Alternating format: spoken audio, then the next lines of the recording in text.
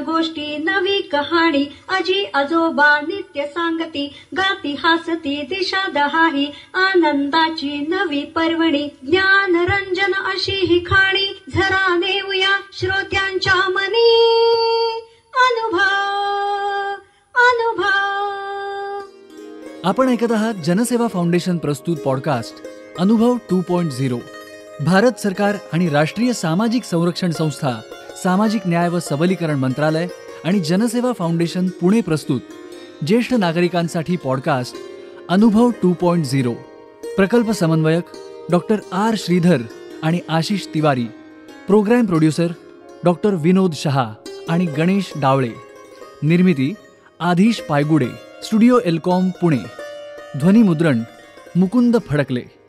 ज्येष्ठ नागरिकांच्या समस्या, प्रश्न आणि मार्गदर्शन यासाठी टोल फ्री एल्डरली लाईन क्रमांक 14567, टोल फ्री हेल्पलाईन क्रमांक 14567 अर्थात 14567 यावर सकाळी 8 ते रात्री 8 या वेळेमध्ये संपर्क साधावा. नमस्कार, मी डॉक्टर अविनाश भोंडवे. मी एक फॅमिली फिजिशियन आहे आणि गेली 41 वर्ष मेडिकल प्रॅक्टिस करतो आहे. इंडियन मेडिकल असोसिएशन महाराष्ट्र राज्याचा मी 2019-20 म्हणजे कोविडच्या काळात अध्यक्ष होतो. त्याचप्रमाणे पुण्याच्या IMAचा आणि पुणे GPAचाही मी अध्यक्ष होतो. वर्तमानपत्रात अनेक ठिकाणी मी लेख लिहिलेले आहेत, सदरं चालवलेली आहेत. वैद्यकीय विषयावर माझे साधारणतः 24 पुस्तकं प्रसिद्ध आहेत आणि कथालेखन, एकांकिका लेखन आणि इतर वक्तृत्व किंवा तरुणांसाठी काही, वृद्धांसाठी काही विशेष व्याख्यानं ही मी अनेक ठिकाणी दिलेली आहेत. आजचा आपला विषय आहे तो म्हणजे वृद्धांच्या आरोग्य समस्या. वृद्धांच्या म्हणजे साहजिकच ज्येष्ठ नागरिकांच्या, ज्यांचं वय 60 वर्ष होऊन जातं त्यानंतर उद्भवणाऱ्या समस्या. माणसाच्या आयुष्याचे जे टप्पे असतात त्याप्रमाणे लहान मूल असतं, त्यानंतर त्याची वाढ होते, तो पौगंडावस्थेत जातो, त्यानंतर तो तरुण होतो, त्यानंतर प्रौढ होतो आणि एका ठराविक वयाला साधारणतः 60च्या दरम्यान तो ज्येष्ठ नागरिक किंवा वृद्ध व्हायला लागतो. अशा वेळेला त्याच्या शरीरामध्ये अनेक बदल होतात. काही शारीरिक समस्या, मानसिक समस्या आणि ऑफकोर्स काही सामाजिक समस्याही त्याला भेडसायला लागतात. या शारीरिक समस्यांमध्ये सर्वात महत्त्वाची गोष्ट म्हणजे त्याची श्रवणशक्ती साहजिकच कमी व्हायला लागते, ऐकू कमी यायला लागतं. मग अशा वेळेला कानांच्या डॉक्टरांकडे जाऊन किंवा आपल्या कानाची ऑडिओमेट्री करून आवश्यक असल्यास हिअरिंग एड बसवून घेणं हे आवश्यक असतं. जसं कानांचं तसंच डोळ्याचं.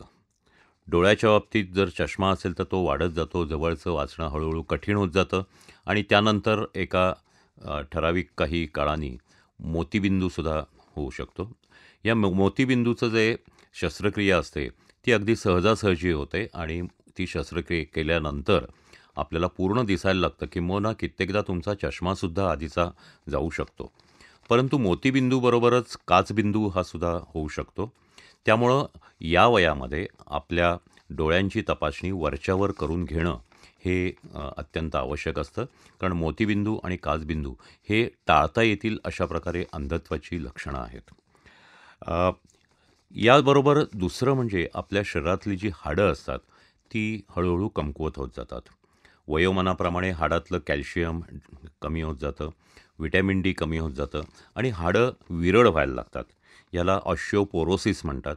मग अशा वेळेला हाडं दुखणं किंवा पाठ, मान, कंबर अशा प्रकारचा भाग दुखणं हे त्रास होतातच. परंतु जर खूपच ह्याच्यातलं हाडं जर खूपच विरळ झाली तर किरकोळ धक्क्यानेसुद्धा हाडाचा अस्थिभंग होऊ शकतो, म्हणजे फ्रॅक्चर होऊ शकतात. अनेकदा अशा वृद्ध व्यक्तींना मानेची, हाताची, दंडाची आणि विशेषतः खुब्याची हाडं जी असतात त्यांचं फ्रॅक्चर झालं तर खूप गंभीर परिस्थिती होऊ शकते. या हाडांच्या याच्याबरोबरच की जीवनसत्व कमी झाल्यामुळं आणि त्याचबरोबर हाडांची झीज झाल्यामुळं ऑस्टिओआर्थरायटिस किंवा वेगवेगळ्या प्रकारच्या सांध्यांची दुखणीसुद्धा उद्भवतात. यामध्ये गुडघे, घोटे, खांदे, कंबर हे इथले जे सांधे असतात हे निश्चितच त्रास देत असतात आणि त्यामुळं अनेकदा गुडघ्यांनी चालता येणं पायांनी चालता येणं कठीण होतं. गुडघे हे इतके झिजतात की अशा वेळेला आजकाल त्याच्यामध्ये नुसती औषधोपचार करण्याऐवजी हे पूर्ण गुडघे बदलण्याची टोटल नी रिप्लेसमेंट ही जी शस्त्रक्रिया आहे ही करावी लागते. तोच प्रकार खुब्यामध्येही होऊ शकतो. खुबा जर झिजला तर त्या व्यक्तीचं चालणं फिरणं अशक्य होऊ शकतं आणि मग त्यावेळेला सुद्धा त्याचा खुबा हा बदलण्याची शस्त्रक्रिया करावी लागते.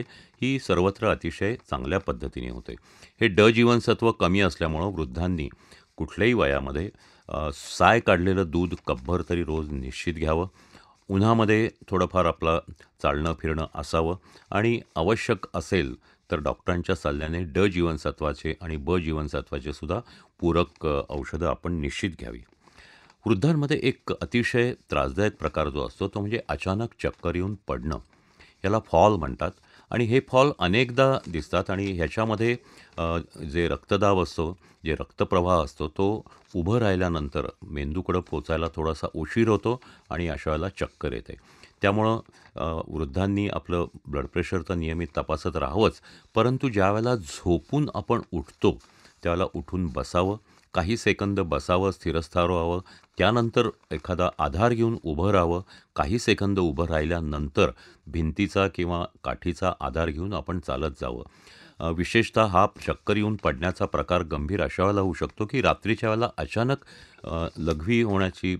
लघवीला येते आणि अशा वेळेला ही व्यक्ती चक्कर येऊन पडू शकते आणि अतिशय गंभीर परिस्थिती उद्भवते. वृद्धांमध्ये अपचनाचे, पोटाचे त्रास होतात. यामध्ये कधी जुलाब होतात, कधी शौचाला घट्ट होते. काही काही व्यक्तींना मूळव्याधीचा म्हणजे शौचावाटे रक्त पडण्याचाही त्रास होतो. फिशरचा त्रास होतो म्हणजे शौच करताना त्यांना दुखण्याचा त्रास होतो. ज्या शारीरिक व्याधी आहेत यातल्या सर्वात मोठ्या व्याधींमध्ये मधुमेह म्हणजे रक्तातली साखर वाढणं हाही प्रकार असतो. काहींना मधुमेह आधीपासून असतो, परंतु वृद्धत्वामध्ये आपल्या पोटामध्ये जी स्वादुपिंड असतं त्या स्वादुपिंडामध्ये नैसर्गिक इन्शुलिन तयार होत असतं. हे इन्शुलिन आपलं जे आहे हे वयोमानापरत्वे त्याचं जे काही सिक्रिशन असतं ते कमी होऊ लागतं आणि त्यामुळं अनेकदा वृद्धत्वामध्ये मॅच्युरिटी ऑनसेट डायबिटीज असं पूर्वी त्याला म्हणायचे, हा मधुमेह उद्भवण्याची शक्यता असते. त्यामुळं वृद्धांनी आपल्या रक्तातली साखर वरच्यावर तपासत राहावी आणि याला आहारामध्ये गोड पदार्थ कमी खाणं किंवा वर्ज्य करणं आणि त्याचबरोबर नियमितपणे काही व्यायाम करणं, विशेषतः रोज कमीत कमी अर्धा तास असं चालणं सपाटीवर आणि भरभर हे आवश्यक असतं. याचप्रमाणे हृदयविकाराचेही त्रास होत असतात, उच्च रक्तदाब चे त्रास होत असतात. याचं कारण आधीच्या आयुष्यामध्ये जरी तुम्हाला रक्तदाब नसला तरी हळूहळू आपल्या शरीरातल्या ज्या रक्तवाहिन्या असतात या कडक होत राहतात. त्याच्यामध्ये कोलेस्ट्रॉलचे थर जमा होतात आणि त्यामुळं हृदयाला खूप प्रेशरनी पंप करावं लागतं किंवा ते स्पंदन होत राहतं आणि त्यामध्ये रक्तदाब वाढतो. अशा वाढलेल्या रक्तदाबानंतर हृदयविकाराचाही त्रास होऊ शकतो आणि हृदयविकाराचा झटका येण्याची शक्यता असते. त्यालाही उपाय म्हणजे तेल तळलेले पदार्थ कमी खाऊन कोलेस्ट्रॉल नियंत्रणात ठेवणं, मीठ किंवा मिठाचे पदार्थ कमी खाणं आणि सपाटीवर रोज कमीत कमी 25 ते 30 मिनटं भरभर चालणं हाच उपाय असतो. वृद्धांमध्ये सर्वात महत्त्वाचा आणि अतिशय गंभीर जो प्रकार असतो तो म्हणजे कर्करोग. आयुष्यामध्ये काही काळानंतर शरीरातल्या कुठल्याही पेशींमध्ये बदल होऊ शकतात. कधी हे बदल जनुकीय असतात, कधी हे आपल्या हाताने ओढवून घेतलेले असतात आणि यामध्ये जे कर्करोग होतात यामध्ये सर्वात महत्त्वाचे जे आजार आहेत ते पुरुषांमध्ये प्रोस्टेट म्हणजे मूत्राशयाच्या बाहेरच्या बाजूनी काही ग्रंथी असतात. ह्या ग्रंथी लैंगिक कार्यामध्ये भाग घेत असतात. त्याच्यामधून वीर्यातला द्रवपदार्थ तयार होत असतो. परंतु ज्या वेळेला 50शी उलटते, 60 सुरू होते, अशा वेळेला या प्रोस्टेटच्या ग्रंथी वाढू शकतात आणि त्या वाढतात आणि त्याच्यामुळं मूत्र विसर्जन करायला त्रास होतो. ते अडकू शकतं. लघवीची धार फार लांब पडत नाही किंवा कपड्यातही पडते आणि परत परत लघवी होते. विशेषतः रात्री सतत लघवीला उठावं लागतं आणि त्यासाठी तपासणी करून बघावं लागतं. कारण ह्या प्रोस्टेटच्या आजारामध्ये त्याची नुसतं वाढ होणं हा एक आजार आहे, परंतु प्रोस्टेटचा कर्करोग हा भारतीय पुरुषांमध्ये खूप मोठ्या प्रमाणात दिसून येतो. त्याचप्रमाणे दुसरा जो कर्करोग आहे पुरुषांमध्ये आढळतो तो म्हणजे कोलोरेक्टल कॅन्सर म्हणजे गुदाशयाचा कर्करोग. भारतामध्ये जे काही शौचविसर्जनाबद्दल ज्या कल्पना आहेत त्याच्यामुळं उदाशयाच्या ज्या कर्करोगाची खूप प्रकारची प्रकरणं आढळतात आणि त्याच्यामुळं याचीही तपासणी वर्षभर वृद्धांनी वर्षातून एकदा तरी करून घ्यायला हवी. याबरोबर आणखीन एक महत्त्वाचा कॅन्सर हा मोठ्या प्रमाणात स्त्रियांमध्ये आणि पुरुषांमध्ये दिसून येतो. तो म्हणजे ओरल कॅन्सर. विशेषतः ज्यांना तंबाखू खाण्याचं व्यसन असतं, खूप मोठ्या प्रमाणात असतं, गुटखा, पान किंवा सुपारी अशा गोष्टी जे सतत खात असतात किंवा एका ठिकाणी ठेवून चघळत राहतात, अशा व्यक्तींमध्ये ओरल कॅन्सर निघू शकतो. त्याचबरोबर धूम्रपानामुळं सुद्धा ओरल कॅन्सर, त्याचप्रमाणे घशाचा कर्करोग, त्याचप्रमाणे फुफ्फुसाचा कर्करोगही भारतामध्ये मोठ्या प्रमाणात आढळून येतो. हे सर्व आजार अत्यंत दुर्धर आहेत. त्याच्यामुळे ही व्यसनं या वयात सोडून द्यावीत आणि आपल्या तपासण्या या आजारांच्या दृष्टीने वर्षभर करत जाव्यात. एक आणखीन महत्त्वाची शारीरिक व्याधी म्हणजे COPD किंवा लांबलेला खोकला. याच्यामध्ये आपली जी फुफ्फुसं असतात, ज्यावेळेला आपण श्वास घेतो, तो नाकातून श्वासनलिकेतून फुफ्फुसामध्ये जातो. या फुफ्फुसाचे जे वायुकोश असतात, हे वायुकोश कमी होत जातात, ते खराब होत जातात आणि त्यामुळं श्वास घेण्याची क्षमता कमी होते आणि याच्यामध्ये ज्या वेळेला काही जंतुसंसर्ग होतो, अशा वेळेला दम लागणं, खूप जास्ती कफ होणं आणि न्यूमोनिया होण्यासारखे त्रास होतात.